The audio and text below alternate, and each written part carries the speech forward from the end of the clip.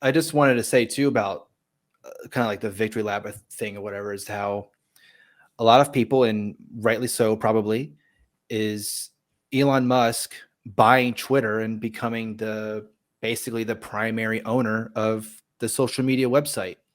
And he's been tweeting some things where like I like what he tweeted there. That's nice. But again, how do we know 100% that what Elon Musk is saying he's actually going to do? Because I'm sure you can look up instances in the past where he's been in some shady shit. I mean, obviously he's a freaking one of, if not the most rich person in the world.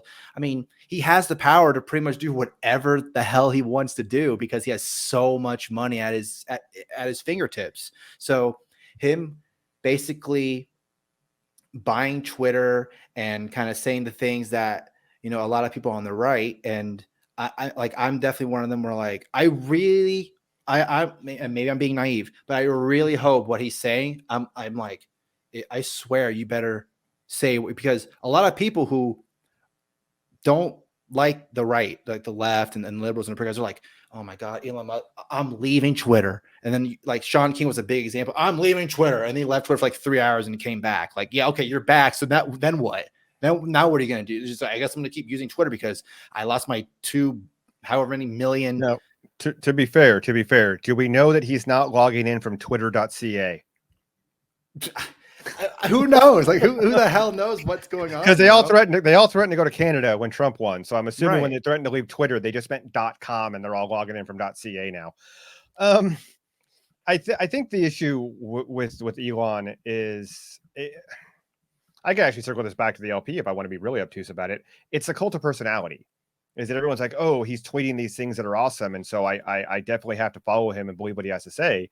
But I see this in every party. I see this in social media, politics, all of that, where it's like, yeah, like all the people who were pro MAGA, and yet Trump was more anti-Second Amendment than Barack Obama was.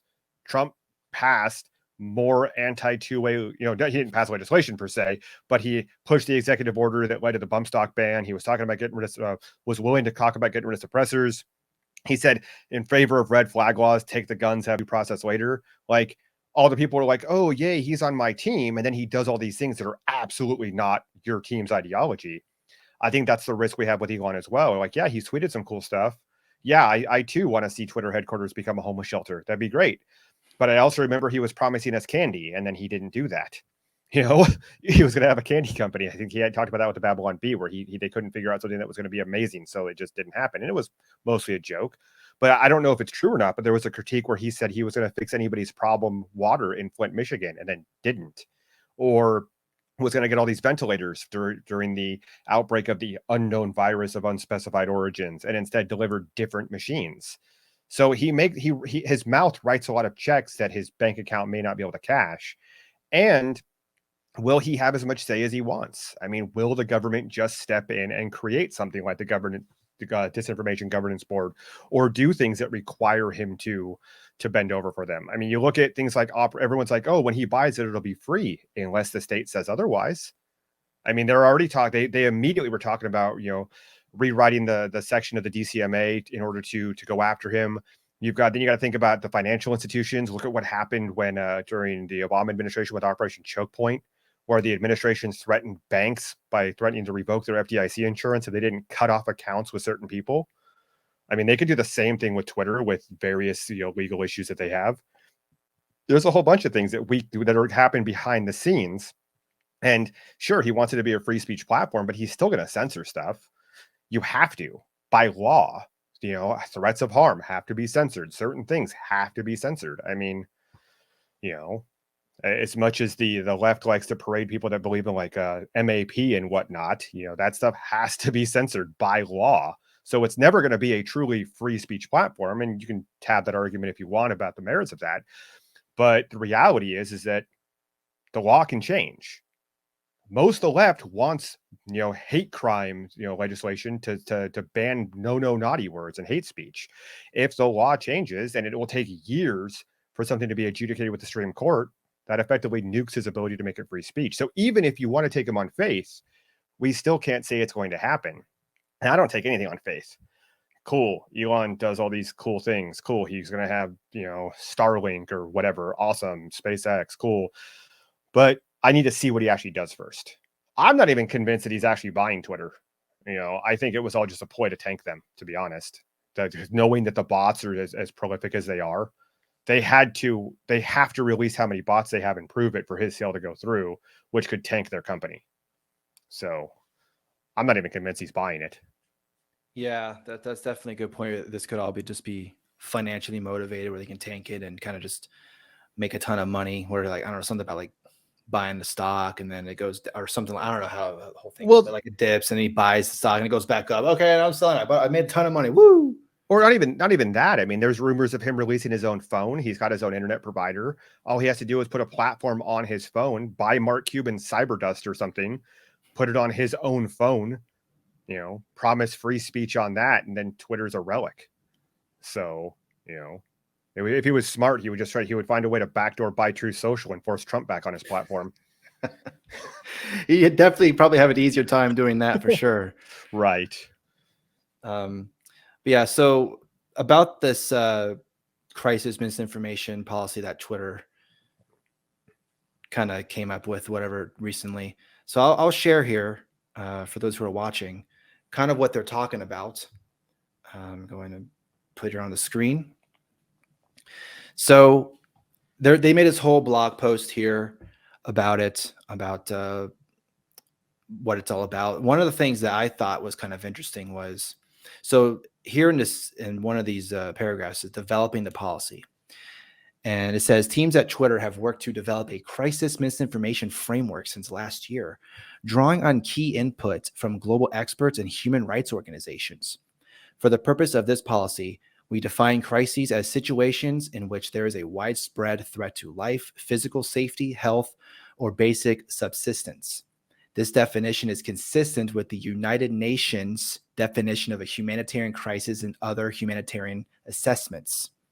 Down the line, as we expand our approach, we will enforce around other emergent global crises informed by the United Nations Interagency Standing Committee, Emergency Response Framework, and other global humanitarian frameworks. So they've been basically working on this since last year.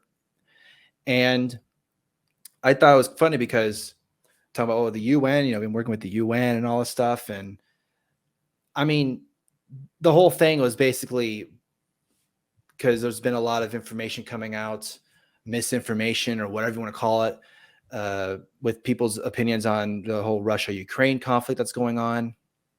And so they also point out here and later in here in the blog post, it says some examples of tweets that we may add a warning notice to include false coverage or event reporting or information that mischaracterizes conditions on the ground as the conflict evolves. What's going on right now? There's conflict in Russia, Ukraine, and other parts of the world. False allegations regarding use of force, incursions on territorial sovereignty or around the use of weapons, demonstrably false or misleading allegations of war crimes or mass atrocities against specific populations, false information regarding international community response, sanctions, defensive actions, or humanitarian operations. Strong commentary, efforts to debunk or fact check, and personal anecdotes or first-person accounts do not fall within the scope of the policy. So it kind of makes you be like, okay, so they've been working on this since last year. And then they kind of dropped this while the Russia-Ukraine conflict's going on.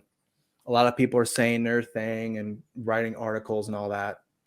So if I write an article that says, and we kind of mentioned this too, before we recorded, was the whole the Ghost of Kiev thing that happened, and now how that's like all folklore and everything like that, and that was basically proven to be a piece of shit story.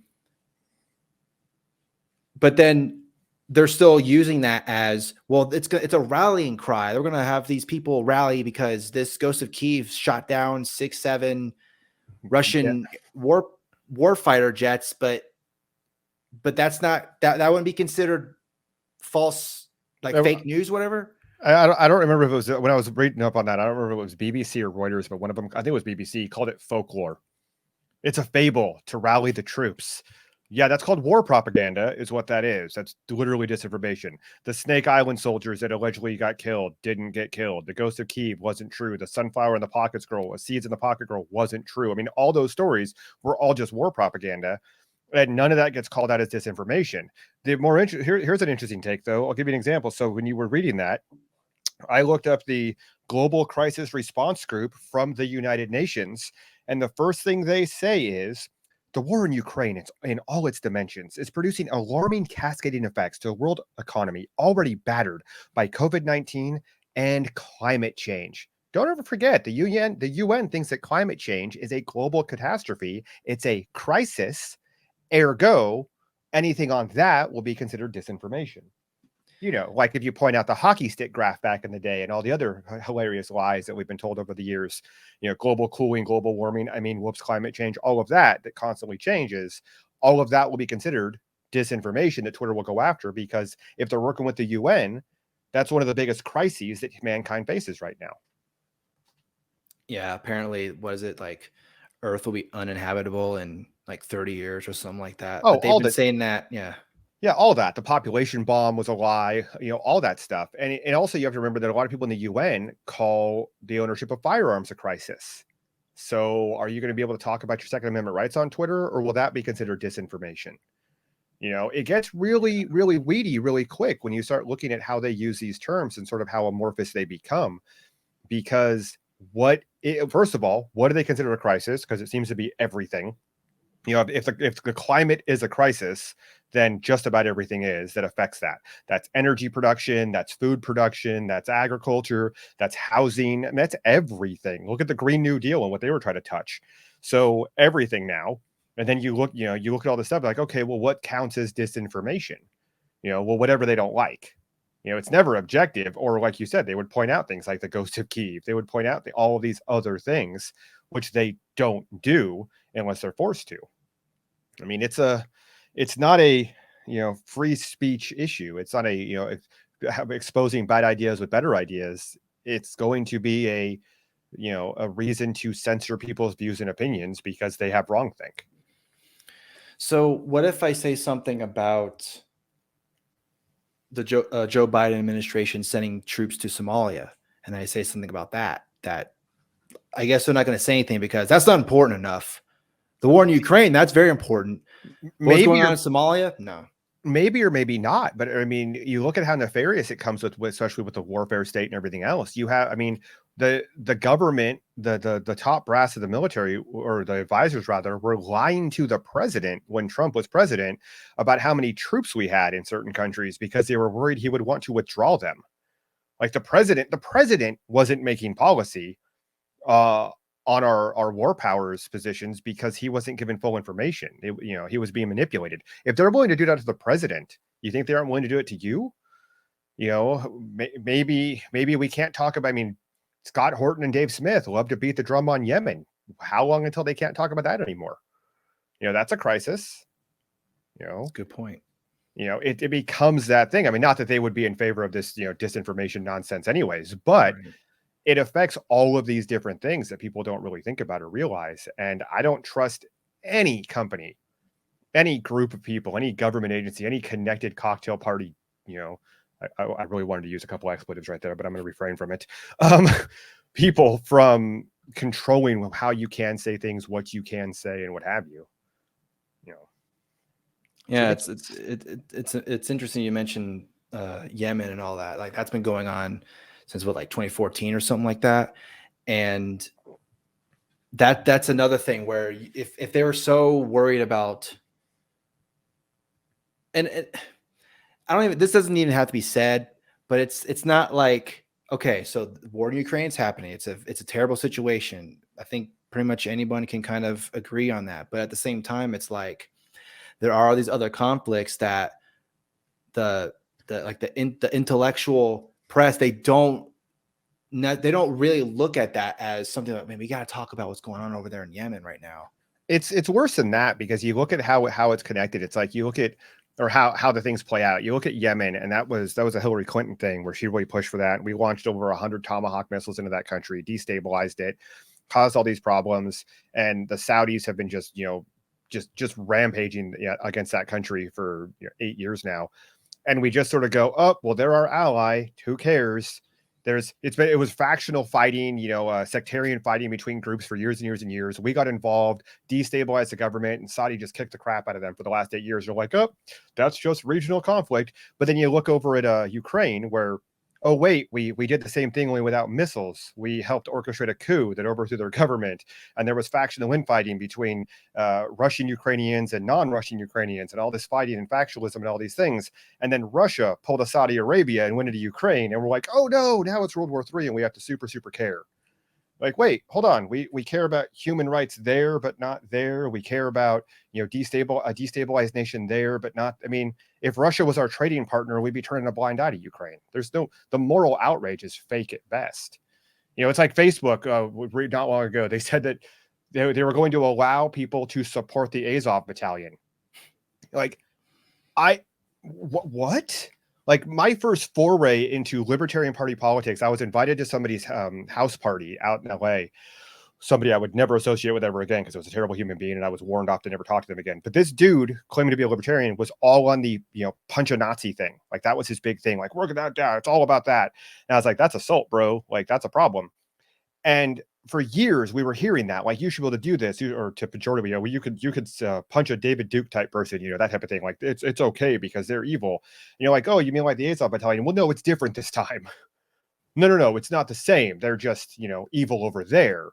And so all the moral outrage is fake. All of the the partisanship, all of that's just nonsense. And it gets really frustrating because you'll have. I mean, Twitter is putting up this thing over Ukraine when they didn't care about all the misinformation or whatever coming out about Yemen or whatever. The only way you even, I'll be honest, the only way you even know there's a war in Yemen is if you're a libertarian, because libertarians won't stop talking about it. Justifiably, but that's why. Yeah, that they definitely don't stop talking about it. But it is an important issue for sure. But I think the way that you can maybe solve this issue, if you want to stop the government's involvement, is just have private companies go over there and do it. Well, they were doing some of that back before the whole Rwanda thing happened, and there were private companies going through and stopping what was happening in, what was it, Sierra Leone and Angola, I think. And then the Clinton administration and UN put a stop to that because we can't have private contractors, doing these war type things. And then, a million or so people got yeeted in Rwanda, while we and the world sat by and watched. So I mean, there are solutions to this stuff. A lot of it, we can't deal with it. We can't be the world police, et cetera, et cetera. But the scary part is when they weaponize what's happening for their own aims. Yeah, like you said, Twitter's saying they were talking about this a year ago. What was happening in Ukraine wasn't happening a year ago. So why is that their big focus on it? What were they worried about then? I would love to see the internal memos of how this started, because I guarantee you it was all about the unknown virus of unspecified origins. So, yeah, I was kind of half joking about the private company thing because libertarians were like, the government is doing all this stuff overseas, but if private companies were doing it, oh well, that's it's a private company. I was thinking about that with the whole, not to get into the whole road thing, but I was thinking about that where it's like, everyone's talking about, I have a right to privacy. I'm like, dude, the hospital's a private company. They can sell your data. Right? It's a private company. Well, they're a private company that's contracted with the government, and that's all intertwined. And no, I'm talking about how, like, whenever you talk about how Twitter or whoever's going to censor everybody, and the hardcore libertarians or ANCAPs are like, it's a private company, they can do what they want. Meanwhile, the only reason Twitter can exist is because the government protects their intellectual property that stops anybody from directly competing with them in the same way. Like, if somebody has aped the Twitter algorithm, they would be thrown into court and they'd be just bankrupted because the government protects their the government's the only reason Twitter and Facebook and all these companies can exist, by virtue of protecting their intellectual property. Same way the government contracts with hospitals and shovels money at them and everything else. So the idea that it's like, oh, Twitter can censor you because it's a private company. Yeah, and the hospital can give your private medical data to the sheriff's department because it's a private company, right? Those arguments fall apart really quickly. Yep. Yeah. And yet people still do them because I guess it makes them feel good. I don't know. Hey, as long as the government's not doing it, then I'm okay. I'm okay with it.